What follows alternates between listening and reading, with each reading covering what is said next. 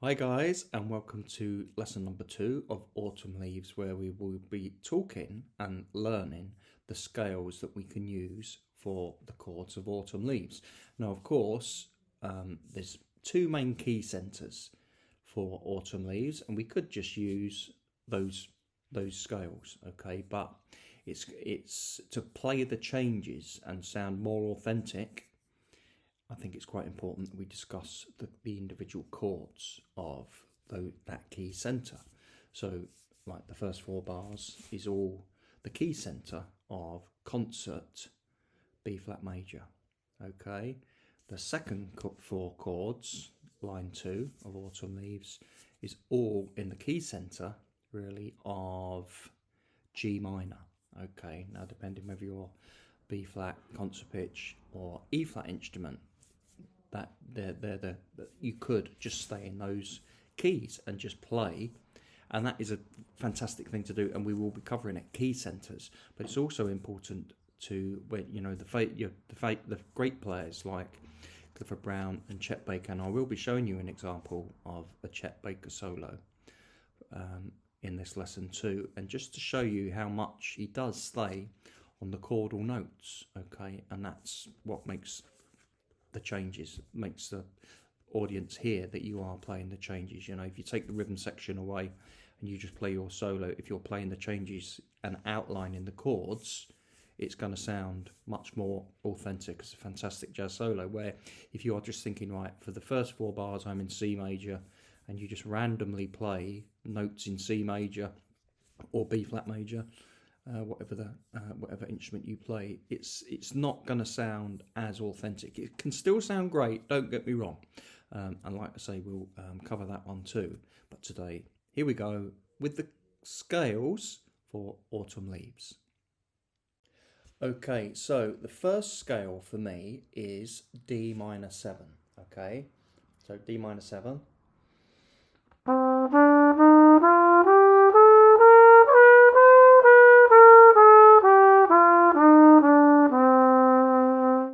Okay, and the reason that I've put the chromatic note in is if we were to carry on going up the scale, if that chromatic note isn't there, we would end up on a non-chordal note.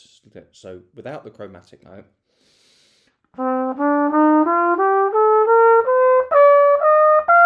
okay, we played the E and the G there, where actually by staying with a chromatic note, and that's why all the notes have some type of chromaticism in it, so that if you're doing these big long flowing lines on the scale, you're always going to be on a chordal note.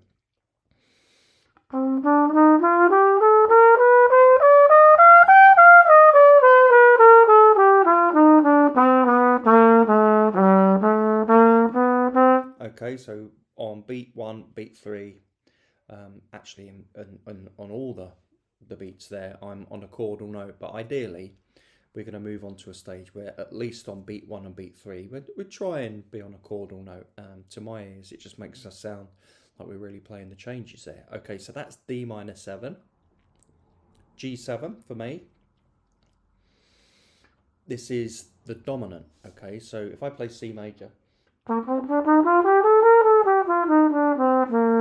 okay, basically the dominant is C major, but you start on the dominant note, the 5th note. But again, with that chromatic note between the 7th and the tonic.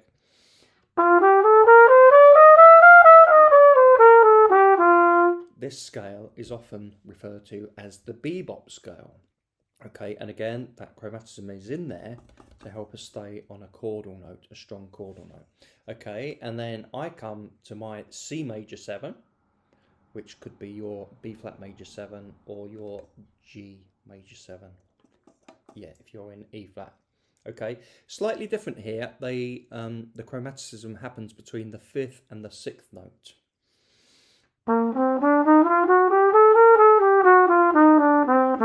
Same reason again, it keeps us on the chordal note.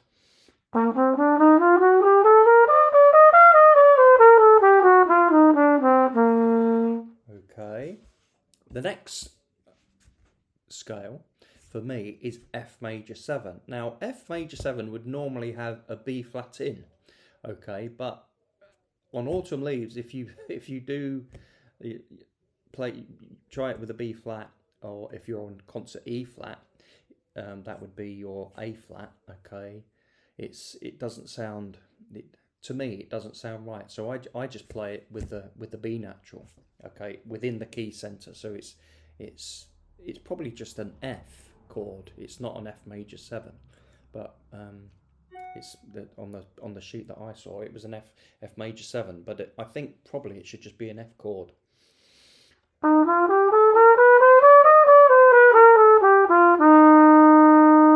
Okay, so make sure you play the B natural or the A natural there. Okay, and then the flat 5, the minor 7 with the flat 5 is actually C major, but you start on the 7th note. So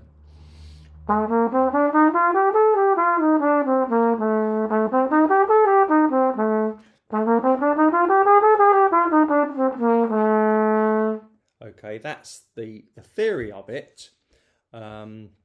And then E7, of course, is chord 5 of A.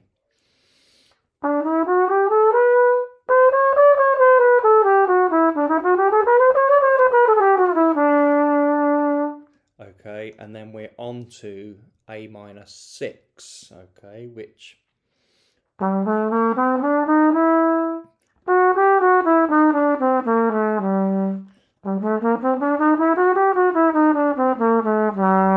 now there's various ways that you can play that scale, okay, and like I said in the Facebook Live the other day, let your ear be your guide. You know, if you don't want to use the F sharp, don't use it, okay.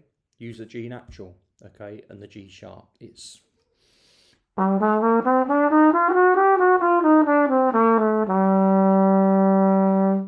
okay, it's just that's the chord that I've chosen for this exercise, but there's so many different ways of playing of these scales. It's like the dominant 7th chord there, the E, for me the E7 chord, which is the 5 of the minor there, that can be an altered scale. You can play it as a sharp 9, as a flat 9, but to keep things just at an intermediate level, I just got a normal E7 chord, and that will be fine for our needs today. Okay, so they're the scales that we're going to cover. So let's move on to the second activity. Okay, so just a reminder that it's very important that you should know these scales fluently without any music. Okay, so here we go. Now we're going to talk about the activity 2. So you've played through the scales and you're starting to get more and more familiar and more confident with them.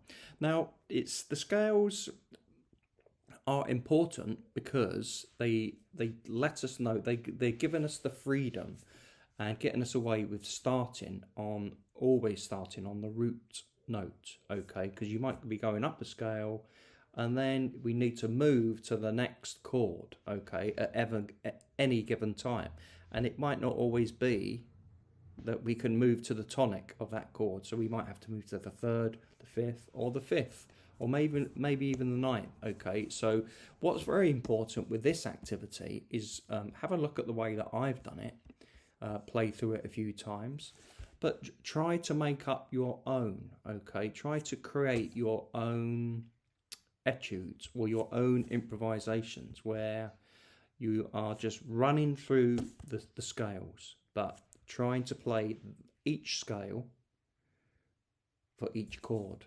Okay, and you can see that's what I've done exactly in the on the second sheet of the PDF that I've sent you. Okay, and when we get to the little turnaround bit, excuse me, for the last the last 6 bars, where it does the descending chromatic sequence, I'm just staying within the key there. Okay, so for me it's A minor, then A flat 7, G minor, and then F sharp 7. So F sharp 7 obviously is in the key, but it almost doesn't matter as long as you know what the F sharp 7 scale is and what those notes are, and you stick with them. that's what you do. That's okay, and that will keep you nicely on a chord or note.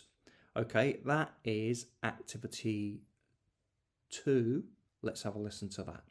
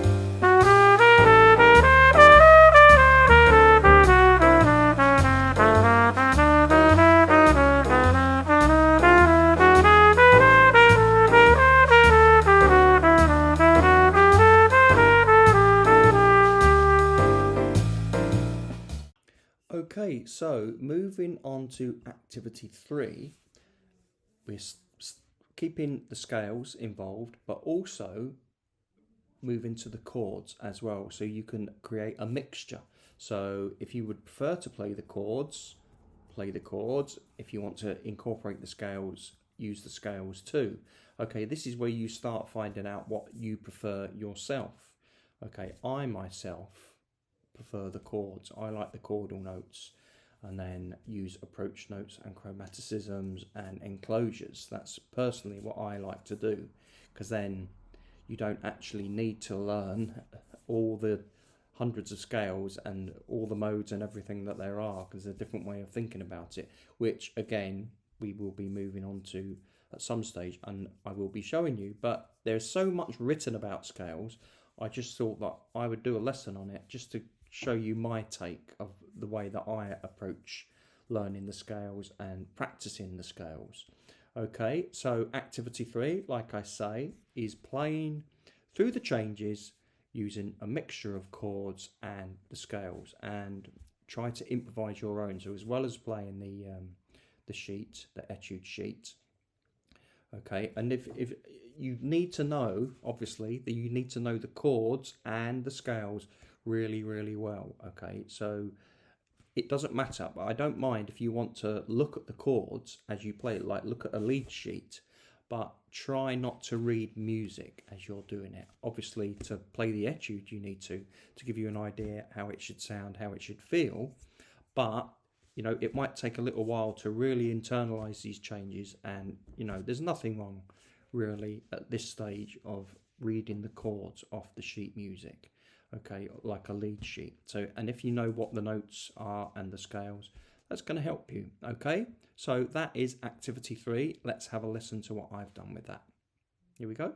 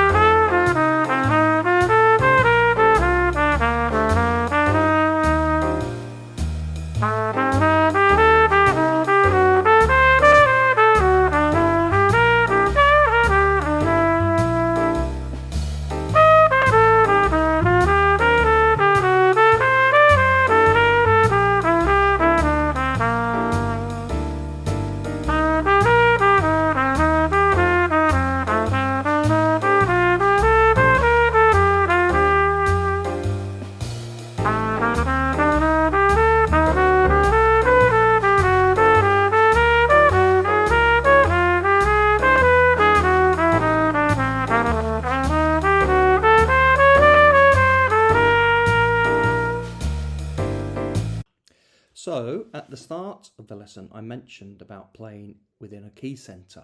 And Autumn Leaves basically has two main key centers. I know it has the descending little section towards the end, the 2 bars, 6 bars before the end, but the main bulk of this tune, you have a major key center, concert B flat, and you have a minor key center, which is concert G minor. So on activity 4, I've written out the lead sheet for the chords, and underneath you'll see in brackets I've written in what major key you want, what scale you could use. So why don't you try and improvise your own solo over just using those scales, okay? And I'm wondering if you're already starting to hear those chordal notes, okay? Would you start on a C major and just go up and down C major if it was a D minor 7? I would hope not by now, okay? And same with the A minor 7, you know. Would you start for the key of A minor, would you start on the A or a C, which is the 3rd, when you are playing the flat 5 chord, the minor flat 5 chord? So that is just to test where your ear is, okay? If you want to still just use the key center, this is called blanketing. This is a technique called blanketing, where you just think in that key. I want you to, just for now, still just run the scale. You're just running the scale for 4 bars, take a breath, try and run it for another 4 bars. So for 4 bars, you will run the scale of concert B flat major. And then for the next 4 bars, etc., you will run it for concert G minor. Okay, so, and just to experiment, just to see, am I playing the chordal notes or am I just playing within the key center? Does it sound like you're playing the changes? What I recommend you do with this, and you don't want to be doing it all the time, but it's a good time, it's good practice to maybe on your mobile phone record yourself, okay? Record yourself and listen back, okay? And listen back to yourself with very critical ears and always think, right, what do I like about that?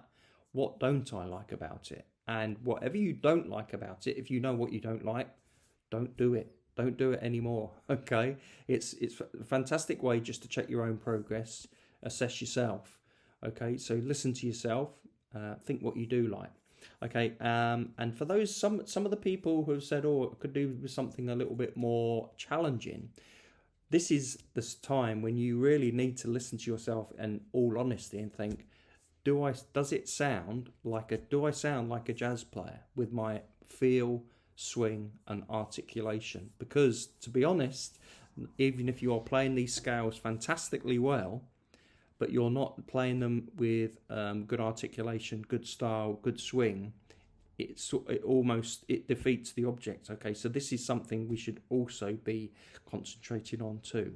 And again, this is something we're going to cover. Lots of lessons on articulation and style. But just to give you a little bit of a heads up, so if I'm playing D minor 7, okay, I don't tongue every note. Sometimes I do a soft da tongue for me, okay.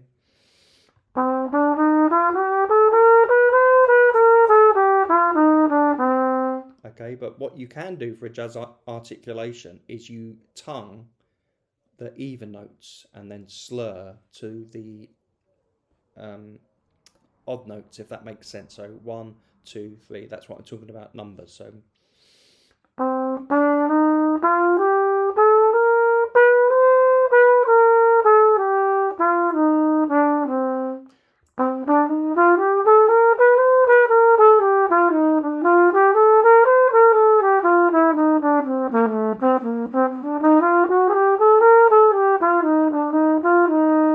okay, that gives you an idea there, a do, da, da, da, da, da, dee.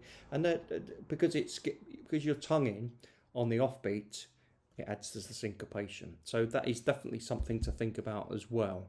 Okay, so try that one and see how you get on.